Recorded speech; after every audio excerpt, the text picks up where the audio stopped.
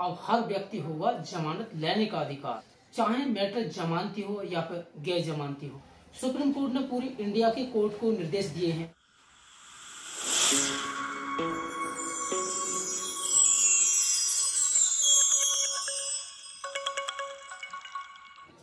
नमस्कार साथियों, मैं एडवोकेट सोनू सिंह, स्वागत है हमारे चैनल धाराओं के ज्ञान में। और मैं आज आपको एक जमानत के ऊपर, नए कानून के ऊपर जानकारी देने वाला हूं।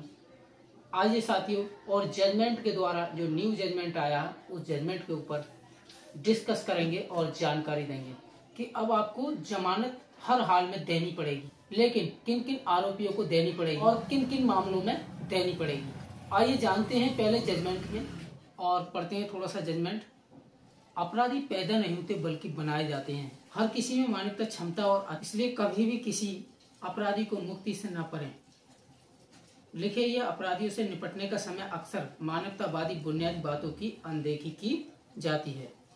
किशोर वयस्क, दरअसल हर संत का एक अतीत होता है और हर पापी का एक भविष्य होता है। जब कोई अपराध किया जाता है तो उसके लिए कई प्रकार के कारक जिम्मेदार होते हैं। अपराधी अपराध करता है, वे कारक सामाजिक और आर्थिक हो सकते हैं। साथियों, अब 19वें पे आ जाते हैं। यदि राज्य या संबंधित न्यायालय सहित किसी अभियोजन एजेंसी के पास कोई नहीं है, किसी भी अभियुक्त के मौलिक अधिकार को प्रदान करने या उसकी रक्षा करने के साधन संविधान के अनुच्छेद 21 के तहत निहित त्वरित सुनवाई हो, राज्य या किसी अन्य अभियोजन एजेंसी को जमानत की याचिका का विरोध नहीं करना चाहिए। इस आधार पर कि अन्य अभियोजन एजेंसी को जमानत की याचिका का विरोध नहीं करना चाहिए, इस आधार पर कि किया गया अपराध गंभीर है, संविधान का अनुच्छेद 21 अपराध की प्रकृति का ध्यान दिए बिना लागू होता है। 20, हम ये जोड़ने में जल्दबाजी कर सकते हैं कि याचिकाकर्ता और भी अपराधी दोषी नहीं है। आपराधिक न्यायशास्त्र धारणा जो एक अभियुक्त है, जब तक दोष सिद्ध न हो जाए तब तक निर्दोष मान लिया जाना हल्के में नहीं लिया जा सकता। दंडात्मक कानून चाहे कि कठोर क्यों न हो, किया गया अपराध गंभीर संविधान का अनुच्छेद 21 अपराध की प्रकृति पर ध्यान दिए बिना लागू होता है। 20, हम ये जोड़ने में जल्दबाजी कर सकते हैं कि याचिकाकर्ता अभी भी आरोपी है, दोषी नहीं। आपराधिक न्यायशास्त्र की सर्वव्यापी अवधारणा जो एक अभियुक्त है, जब तक दोषी सिद्ध न हो जाए तब तक निर्दोष मान लिया जाना हल्के में नहीं लिया जा सकता। दंडात्मक कानून चाहे कितना ही कठोर क्यों न हो। 21, हम आश्वस्त हैं कि जिस तरीके से अभियोजन एजेंसी भी, जैसा कि न्यायालय ने आगे बढ़ाया है, वे का अधिकार आरोपी पर शीघ्र सुनवाई हो, ऐसा कहा जा सकता है कि इस उल्लंघन जिससे अनुच्छेद 21 का उल्लंघन हुआ है। देखिए, जैसे कि जब पुलिस किसी व्यक्ति को गिरफ्तार करती है, लेकिन उनके पास में कोई ठोस सबूत नहीं है कि अपराध उसी व्यक्ति ने किया है, कांड उसी व्यक्ति ने किया है, तो वो व्यक्ति जमानत लेने का हकदार होगा। सुप्रीम कोर्ट ने नीचे वाली कोर्ट के लिए, हाई कोर्ट के लिए और ट्रायल कोर्ट के लिए स्पेशल आदेश दिए और नीचे वाली कोर्ट को जमानत देनी पड़ेगी। जमानत को रोका नहीं जा सकता। दूसरी बात बहुत अच्छी बताई गई। कई बार क्या होता है, पुलिस चार्जशीट बना देती और गिरफ्तार भी कर लेती है, या किसी व्यक्ति के खिलाफ किसी ने कोर्ट केस कर दिया, लेकिन कोर्ट क्या करती है, व्यक्ति के खिलाफ में आरोप विरचित नहीं होते हैं, तो उससे पहले जमानत लेने का हकदार है। नंबर 3, तीसरी कंडीशन बहुत अच्छी बताई कि जो व्यक्ति जमानत लेने के लिए आया है और वो कोर्ट की सारी शर्तें मानता है कि हाँ जी, देश छोड़ के, शहर छोड़ के नहीं जाऊंगा, ऐसी सारी शर्तें मान लेने को तैयार है, तो फिर कोर्ट को जमानत देनी ही पड़ेगी।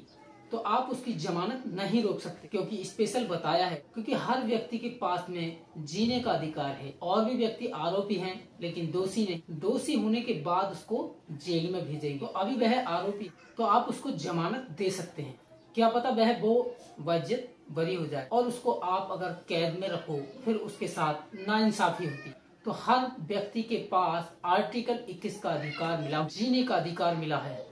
इसलिए कहा है कि अगर किसी के पास में सबूत ही नहीं है और किसी ने उस पर आरोप लगवा दिया है, तो उसको तो जमानत देनी पड़ेगी, या फिर आपने आरोप ही नहीं लिखे हैं, सारी शर्तें मानने को तैयार है। चौथी चीज बड़ी अच्छी बात बता दी, जिसने इल्जाम लगाया है या पुलिस ने लगाया है और उसके खिलाफ में गवाही नहीं है और उसके पास में गवाह भी नहीं है, अगर गवाह भी नहीं है और गवाह भी उल्टे कोर्ट से मांग रहे हैं, जनाब आप ही 91 का नोटिस भेज करके किसी को बुला लो, किसी से सबूत मंगवा लो। तो इसमें देखा है, अरे फिर तुम्हारे पास क्या है?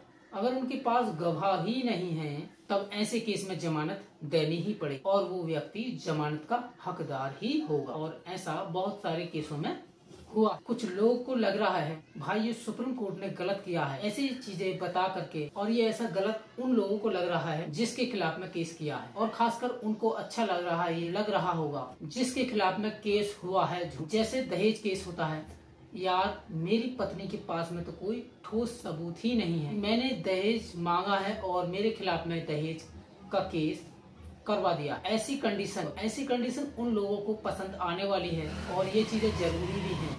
जिन लोगों के ऊपर झूठा केस चल रहा है उनके लिए जरूरी भी है। चीज ये बता दी है कि अगर कोई व्यक्ति डिस्चार्ज की एप्लीकेशन लगाता है कोर्ट, हाँ मेरे को डिस्चार्ज करो, जो मुकदमा मेरे खिलाफ लगा है वो झूठा है, अगर वो डिस्चार्ज की एप्लीकेशन लगा रहा है तो वो सबूत के दम पर लगा रहा है, सबूत को देखते हुए कोर्ट जमानत दे सकता है। ऐसे में डिस्चार्ज की एप्लीकेशन लगा रहा है तो कोर्ट को जमानत देनी ही पड़ेगी। और मैं आपको ये बता दूं, नए कानून के अंदर जब भी कोर्ट में मुकदमा जाता है वो क्या कर सकता है, 7 दिन के अंदर डिस्चार्ज की एप्लीकेशन लगा सकता है। अगर मैटर सेशन कोर्ट के अंदर आता है तो फिर एक सेक्शन बना दिया है 250 BNSS भारतीय नागरिक सुरक्षा संहिता, इसके तहत में 60 दिन के अंदर डिस्चार्ज एप्लीकेशन लगा सकते हैं। और मेरा मैटर मजिस्ट्रेट कोर्ट का है तो मैं 262 सेक्शन BNSS भारतीय नागरिक सुरक्षा संहिता के तहत, जो नया वाला CRPC के तहत में अगर मेरे को लग रहा है, मेरे पर जो मुकदमा लगा है मुझे ऐसा लगता है वो झूठा है, जहाँ पर जो कांड हुआ है मैं वहाँ से 200 किलोमीटर दूर था, तो यहाँ पर भी जमानत का हकदार बन सकता, तो ऐसी जमानत को कोई नहीं रोक सकता। सुप्रीम कोर्ट ने स्पेशल आदेश दिए हैं हाई कोर्ट को और ट्रायल कोर्ट को, आपको जमानत देनी ही पड़ेगी। तो साथियों, यहाँ तक की जानकारी अगर आपको अच्छी लगी तो लाइक करना, सब्सक्राइब करना, और अच्छी नहीं लगी तो डिसलाइक कर देना। तो साथियों, थोड़ा सा जजमेंट रह गया है, उसको क्लियर करते हैं पूरा। निम्नलिखित पहलुओं को ध्यान में रखते हुए अपीलकर्ता का पक्ष। नंबर 1, अपीलकर्ता पिछले 4 वर्षों से विचाराधीन कैदी के रूप में जेल में है, इस स्थिति तक ट्रायल कोर्ट में फ्रेम करने के लिए आगे नहीं बढ़ सका।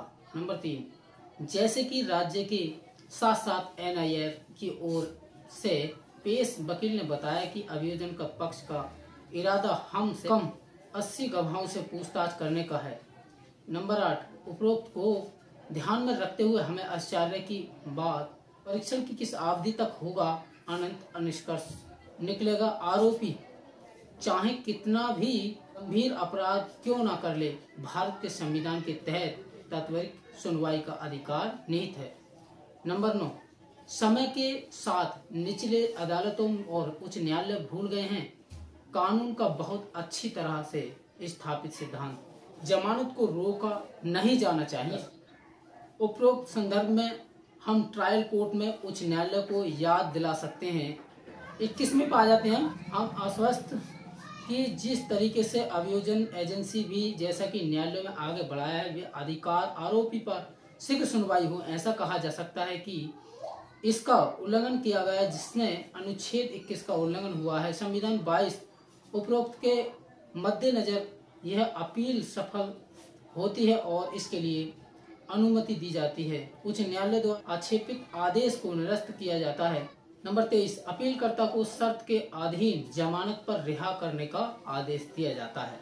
ट्रायल कोर्ट लगाना उचित समझे, हालांकि हम अपने पर स्वयं ये शर्तें लगाया कि अपीलकर्ता सीमा नहीं छोड़ेगा, मुंबई शहर का NIA कार्यालय में उपस्थित दर्ज करेगा। ये 15 दिन में एक बार पुलिस स्टेशन कोई अन्य शर्त जो परीक्षण में पूरा होगा। आज के लिए इतनी काफ़ी है। अगर ये जानकारी आपको अच्छी लगी तो लाइक करना, सब्सक्राइब करना, और अच्छा नहीं लगा हो तो डिसलाइक कर देना। तो अगर किसी को अगर जजमेंट ये पढ़ना है तो हमारे डिस्क्रिप्शन में व्हाट्सएप नंबर मिल जाएगा, उस पर कमेंट कर सकते हैं या वीडियो पर कमेंट कर सकते हैं, हम आपको फ्री में जजमेंट प्रोवाइड करा देंगे। तो थैंक यू साथियों। Thank you. आज के लिए इतनी काफ़ी है, फिर मिलते हैं नेक्स्ट वीडियो के साथ। तब तक के लिए जय हिंद।